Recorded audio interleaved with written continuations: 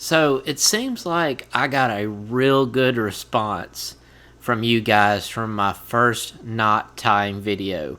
I hope you guys really enjoyed that, and some of you had already commented to me about, hey, I really like this video, this is a great knot, I want to try it, which thank you for commenting on that. Thank you for the likes already on this video. So this will be part 2 of the knot video, and this video will focus on lighter lines. The 10, the 4-pound, the 12-pound, it doesn't matter. This is anywhere from 15-pound and below is what we're mainly focusing on here with this second knot. Now, the cool thing about this second knot is that, guys, it's pretty much the same as the first one, but just a little variation, a little key variation that I want you guys to remember about this knot in particular that will help you on your lighter lines. Let's go into detail about this knot.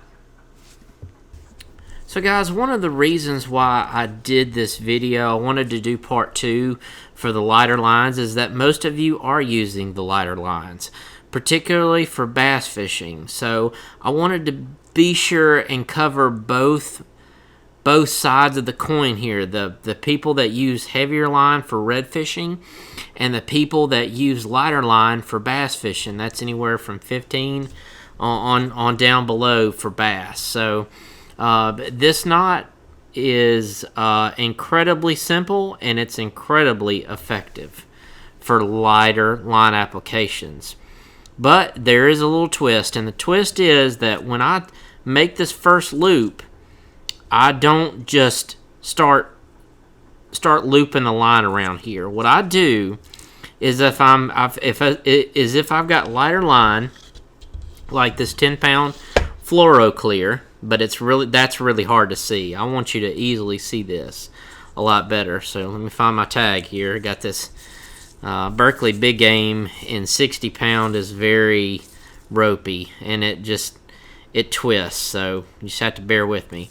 But what I do is I will pull some more tag end out. I'll pull about 8 or 9 inches of tag end, and then I will put it through that loop right there again. So I made one loop, and now I made a second loop, okay? So I'll run that around. That's very hard to do with heavy line, but we're not doing this with heavier line. We're doing this with light line. So this is all for just visual purposes. So then I'll loop around, and I'll go anywhere from 5 to 7 times. You don't have to go as much with this particular knot as opposed to the standard clinch knot that I used. So just keep that in mind. 5 to 7 turns is really all you need for the majority of the line. If you have too many turns with light line, it'll nick the line as you're trying to tighten it.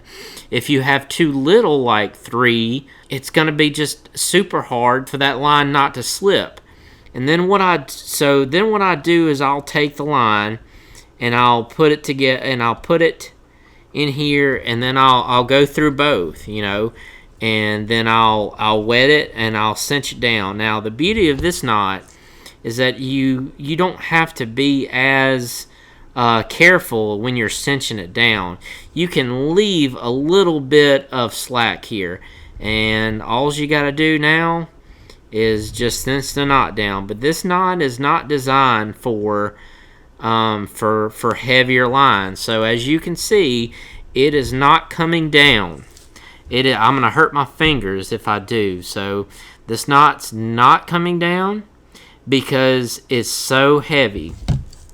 So now that y'all know the knot, now that y'all have seen this knot in action with the heavier line, I'm gonna do it with the light line, okay? I'm gonna do this time. I'm gonna do it with the light line to show you guys what I'm kind of talking about here. Okay, so I've got the lighter line now. So what I'm gonna do is I'm gonna put it through the loop like I did first time, and this is gonna be harder to see, but I just wanted you to see this knot perform in action right here. So then I'm going to loop it around again, just like I did the heavier line. Now this knot obviously is going to be a lot easier to tie. So I just kind of hold my thumb right there, and you see how I've got both. I've got two coils right there. I've just made 2 coils, and then I'm just gonna bring it around and then go through both of them. See how I just went through both of them right there, and then I'm just gonna bring it down, pull on both till I get a little bit of tension there. And then I didn't even remember how many coils I made, but it doesn't matter because this knot will take it. This knot will take far less coils. So I'm pulling that super tight, almost hurting my finger there. But that's the knot right there, and that's strong. That is not coming out. I can break this 10-pound more so than I can, more so than it'll come unglued. So that is the knot right there for lighter line. Now, I don't know why it is that this knot works so well for lighter line, but it does. It's just that little bit of extra loop gives that knot, I believe, the strength it needs so it doesn't slide through. Because if you tie a conventional clinch knot, I'm gonna tie it real quick. If you tie a conventional clinch knot like like I did here for the heavier line, what'll happen is the knot will slip, and there's not enough coils you can put on the line to make the line not slip. So I'm down here, and so I'll tighten this down and watch as if I tie this traditional knot, how it'll slip. See that? See how it's slipping?